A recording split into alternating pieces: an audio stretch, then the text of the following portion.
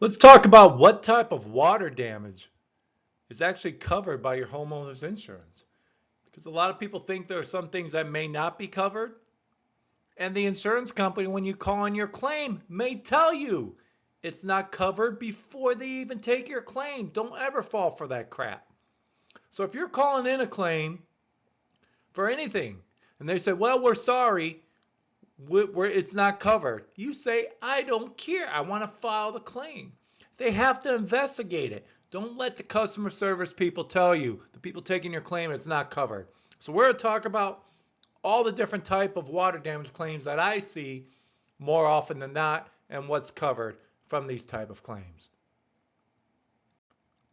So who in the heck am I? Well, my name's Mike Keeler. I'm a licensed public adjuster in the state of Florida.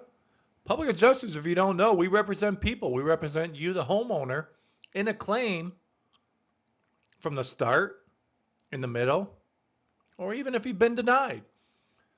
So a lot of times, more often than not, people hire us from the beginning because they don't want to deal with the crap that they're going to be put through by the insurance company.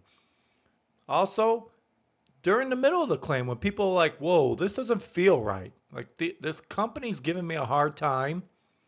I better get somebody to help me. And then finally, the last part, and when people hire us, public adjusters, is when their claim's been denied. So here's information on how you can get a hold of me. The standard of coverage that you'll see in every policy is that something happened accidentally and suddenly. Okay? Sudden leak, sudden pipe break, things of that nature. So these are the gold standard verbiage when it comes to anything involving water damage.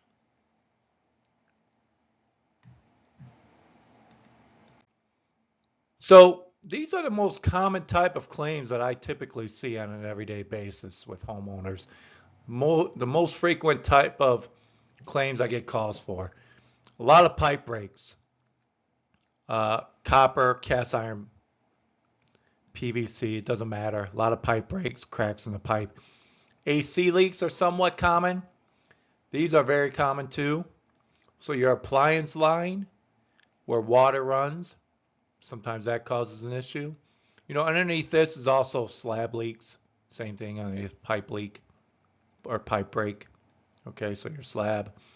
And then finally, behind my face here is clamps. So anything involving plumbing valves, fittings, clamps, sometimes that can cause some type of water damage.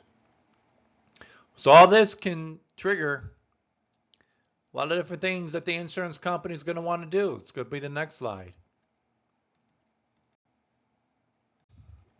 So the insurance company is going to want to do an investigation, and here are the most common terms, most used terms that insurance companies love to use to deny your claim. The old long-term leak. Now this is their way out. I call it their way out, how they deny it, okay? So this is most common what you see on denials. Say, nope, we're not going to pay your claim. That leak has been a long-term leak because we saw black mold. Wear and tear. Okay, this is something old, so it's just from wear and tear. That's all. They may even blame you for a failure to maintain something.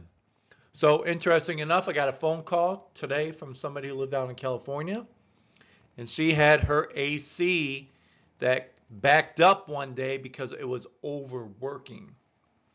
And I'm not familiar with the insurance company that she had because they are not in Florida. I think they were at one time, I don't remember, and they pulled out. It's been years. But it's a big company, but they mostly do auto. So it looked like they were probably going to deny it. I don't want to get into a big long story about this, but bottom line is she had nothing that was broke. Water just backed up from her AC overheating, damaged her floors. I told her I don't believe that's probably covered, but you have to take a look at your policy. Normally you have to have, in most situations, something that's broke, something that needed to be repaired, something that needed to be fixed. Okay? So in that case, I have a feeling they're going to deny it because they're going to say it was her failure to maintain the AC because the line clogged up, backed up, whatever the situation was. Nothing was broke. No repairs needed to be had. And then finally, I see this sometimes too, that they'll blame something on the plumber if you recently had work, if you recently bought a place like 2 years ago, 3 years ago. Listen, the insurance company will send an engineer and saying, well, this is a plumbing issue. It wasn't properly installed. For 3 years, you can have no problems. And then all of a sudden, there's going to be improperly installed. Unbelievable. So the role of the claim denial specialist, okay? This is known as the insurance company's engineer. I have several videos where I mention these clowns, okay? The insurance company's engineers are clowns. They are liars, they are fabricators, they're bullshitters, they're scum. I'm going to say scum because of, maybe that's too harsh, but I said it. I can't take it back. I'm making a video. But they piss me off more than anything. They really upset me on what they do to people. And just because the insurance company gives them, most engineers make either $1,500 a visit or $2,500. My thoughts are these guys can't make it in the real world, so they work for the insurance company.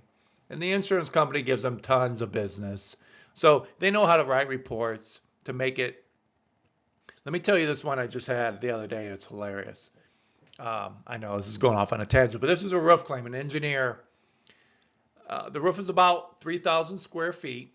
The engineer took 3 photos, one in a little corner and one in this little section he zoomed up on where he circled something with chalk. It was like 3 tiles, and I forgot what the third picture was, but I was like, what the heck is this? And this was from the Hurricane Ian. And I read his report, and he actually gave some credence saying it possibly could. In one section, he said, this could happen from wind. And then another one, he said, but this could also be from long-term wear and tear or something like that. I'm like, wait a minute. I mean, getting these engineers, if you filed a lawsuit and taking their deposition with such a crappy report. So if you pay $1,500 for an engineer, you're going to get a $1,500 cheap report. And that report is full of incredible stuff. If we had to file a lawsuit and take his deposition, that guy would be dead in the water. So anyhow, the great part about this lying scumbag fabricating engineer for the insurance company was this. We've got photos of sections of roof tiles uplifted. Like you can pull up 10 at a time. That's from wind. And somehow this guy spent, I don't know, an hour on the roof and couldn't find this and only took 3 pictures. I mean, this is the typical situation. That guy should have his license taken away for fabricating a report, lying, and just not having any morals or values and selling your soul to the insurance company devil because you can't make it in the real world and you're trying to screw people to make a buck. I know that goes on everywhere, but I hate engineers for the insurance companies. Just hate them. They're just so dirty. So the engineer, aka claim denial specialist, is not coming to help you. He's not trying to get to the bottom of what happened. He's there to protect the insurance company. That's it. That's all he's there for.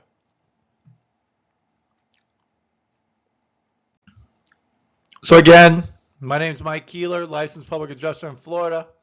Sorry for getting a little overheated there, but these insurance companies and their engineers do that to me. I'm pretty passionate about what I do. So this is my cell phone number if you have any questions or need help with the claim. It's my email, and this is my website. Hope you enjoyed this video.